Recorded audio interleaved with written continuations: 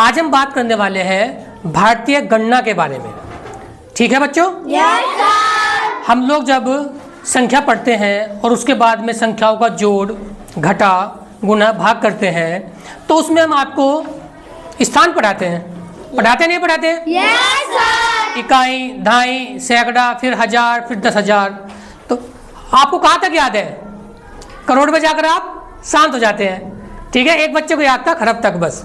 ठीक है, आज हम आपको बताएंगे कि भारतीय गणना में हम कहाँ तक जा सकते हैं और किसको क्या नाम दिया गया है, किसके बाद में कितनी जीरो लगती है। जानना चाहोगे? Yes sir. चलिए देखिए, 10 का तो आपको सभी को पता है। Yes sir. 10 में कितनी जीरो होती है? एक। ये 10 हो गया। 100 में 2 जीरो हो गई। ठीक है, 1000 3 जीरो हो गई। यस। 10,000 4 जीरो है ना। 10,000 के बाद क्या आता है? लाख। 1 लाख आ गया तो 5 जीरो आ गई। ठीक है, यस सर। उसके बाद 10 लाख 6 जीरो आ गई। ये देखिए 6 जीरो आ गई। ठीक है, 10 लाख के बाद में क्या आया? 1 करोड़ आया। क्या आया है? 1 करोड़। 1 करोड़ में 7 जीरो हो गई। ठीक है, फिर आ गया 10 करोड़। ठीक है, 10 करोड़ में 8 जीरो हो गई। फिर आ गया 1 अरब। करोड़ के बाद में क्या आता है? अरब। अरब में कितनी जीरो हो गई? 9। ठीक है, यस सर। और फिर आया 10 अरब। कौन आया? 10 अरब। 10 अरब में कितनी हो गई? 10 जीरो। 3 3 6 और 9 1 10 हो गई। ठीक है, अरब के बाद कौन आएगा? 1 खरब। कौन आएगा बच्चों? 1 खरब। 1 खरब। ये रहा 1 खरब। इसमें देखो 3 3 6 9 और 2 11 जीरो हो गई। कितनी जीरो हो गई खरब में? 11। फिर आ गया 10 खरब। 3 3 6 3 9 12 जीरो हो गई। ठीक है, आगे फिर आ गया हमारा, देखो खरब के बाद किसी को नहीं पता था खरब के बाद क्या आता है। खरब के बाद आएगा एक नील। क्या आएगा? एक नील। ठीक है, उसमें कितनी जीरो हो गई? 3 3 6 3 9 12 और 1 13। 1 के बाद 13 जीरो। तो क्या बन जाएगा? 1 नील। फिर आएगा 10 नील। 10 नील में 14 जीरो हो जाएगी।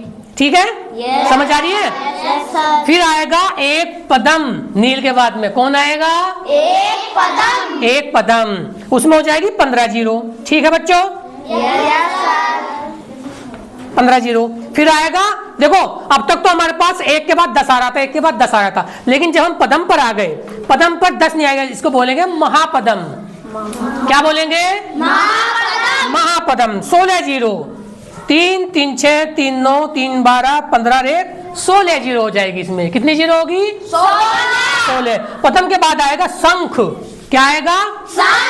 शंख। शंख में देखो गिनो 3 3 6 3 9 3 12 3 15 और 2 17 जीरो। कितनी जीरो होगी? 17 जीरो।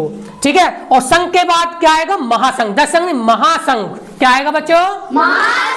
महासंघ। ये आ गया 18 जीरो। ठीक है, और महासंघ के बाद आएगा अंत्या। क्या आएगा? अंत्या। ये नाम आपको याद करने हैं बच्चों। ठीक है, अंत्या में हो जाएगी 3 3 6 3 9 3 12 3 15 18 19 जीरो। कितनी जीरो?